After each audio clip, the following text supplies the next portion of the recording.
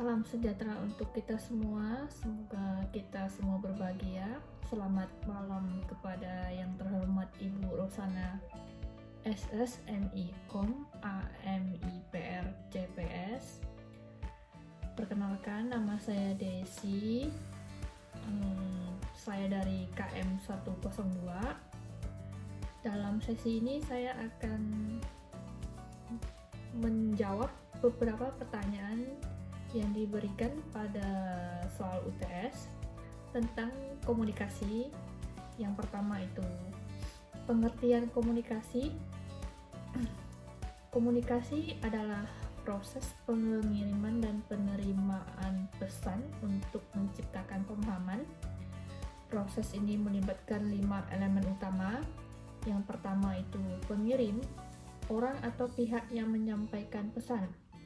Yang kedua, pesan, yaitu informasi, gagasan, atau emosi yang ingin disampaikan. Yang ketiga, saluran, yaitu media atau alat yang digunakan seperti suara, tulisan, atau gerakan. Yang keempat, penerima, orang yang menerima dan memproses pesan. Yang kelima, umpan balik, yaitu respon penerima terhadap pesan yang menunjukkan apakah pesan dapat dipahami dengan benar. Contohnya dalam kehidupan sehari-hari seperti guru menjelaskan materi kepada siswa di kelas. Guru adalah pengirim, materi yang dijelaskan adalah pesan, dan siswa adalah penerima. Jika siswa memahami materi dan memberi umpan balik dengan menjawab pertanyaan yang diberikan guru, maka komunikasi dianggap berhasil. Contoh kedua, misalnya dalam sebuah organisasi, seorang manajer memberi arahan kepada tim mengenai strategi pemasaran. Manajer menggunakan email sebagai saluran komunikasi. Jika tim memahami arahan dan melaksanakannya, maka komunikasi dianggap efektif. Lalu untuk yang kedua, pesan komunikasi, yaitu pesan verbal dan non-verbal. Lalu pengertian pesan non-verbal. Komunikasi non-verbal adalah bentuk komunikasi tanpa menggunakan kata-kata. Contohnya, ekspresi wajah, gerakan tubuh, kontak mata, postur tubuh, dan bahasa isyarat. Pesan nonverbal seringkali lebih kuat dan mendalam dibandingkan pesan verbal.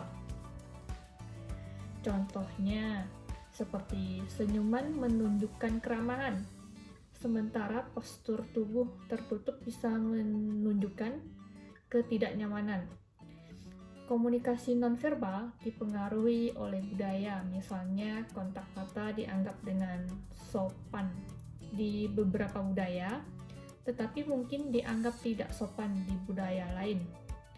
Lalu fungsi pesan nonverbal, yaitu melengkapi atau mempertegas pesan verbal. Ketika seseorang mengatakan "saya senang" sambil tersenyum, pesan tersebut menjadi lebih kuat.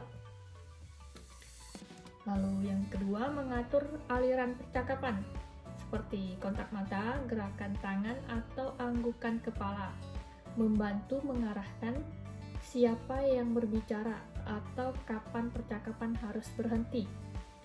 Lalu poin selanjutnya, mengungkapkan perasaan tanpa kata-kata.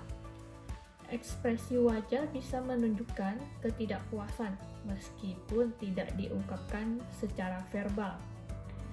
Lalu poin ketiga, pengaruh pesan nonverbal dalam PJJ atau pembelajaran jarak jauh. Dalam PJJ, meskipun komunikasi sebagian besar berbasis verbal, yaitu teks ataupun suara, pesan nonverbal tetap penting untuk mendukung pemahaman. Seperti seorang dosen menggunakan gerakan tangan untuk menjelaskan konsep yang rumit saat video conference. Mahasiswa merasa lebih paham karena visualisasinya diperkuat oleh gestur. Yang kedua, dosen yang tersenyum atau mengangguk saat mahasiswa memberikan jawaban, menciptakan suasana kelas yang lebih interaktif dan ramah. Tantangan teknis yang harus dihadapi yaitu mungkin koneksi internet yang buruk dapat membuat ekspresi wajah dosen tampak terputus-putus sehingga mahasiswa sulit menangkap emosi atau maksud yang akan disampaikan. Lalu solusinya, misalnya saat suara atau video bermasalah, dosen dapat menambahkan teks di chat untuk mengklarifikasi poin penting tersebut. Lalu, komunikasi yang baik dan efektif. Definisi komunikasi yang baik dan efektif itu adalah komunikasi yang dimana pesan diterima dan dipahami oleh penerima sesuai maksud pengirim. Efektivitas komunikasi bergantung pada kejelasan pesan, pilihan saluran komunikasi yang sesuai, umpan balik dari penerima untuk memastikan pemahaman. Selain itu, mendengarkan dengan seksama merupakan keterampilan penting untuk mencapai komunikasi yang efektif. Kapan dan mengapa komunikasi yang efektif dibutuhkan? Misalnya dalam kehidupan pribadi, membangun hubungan yang sehat dalam keluarga, pertemanan atau hubungan pasangan, menghindari konflik dengan memahami perasaan orang lain. Di dalam dunia profesional, yaitu meningkatkan produktivitas kerja, menyelesaikan masalah dan konflik dalam tim, membantu organisasi mencapai tujuan bersama. Lalu tantangan dalam komunikasi yang efektif itu seperti apa? Yaitu kesalahpahaman disebabkan oleh perbedaan budaya, bahasa, atau nilai. Contohnya, kata atau ekspresi yang bermakna berbeda di budaya lain. Lalu, seseorang berbicara dari budaya tertentu mungkin menganggap kontak mata sebagai tanda sopan santun. Tetapi, pendengar dari budaya lain merasa tidak nyaman karena menganggapnya kurang hormat. Lalu, hambatan fisik seperti gangguan teknis dalam komunikasi jarak jauh, seperti kualitas video rendah.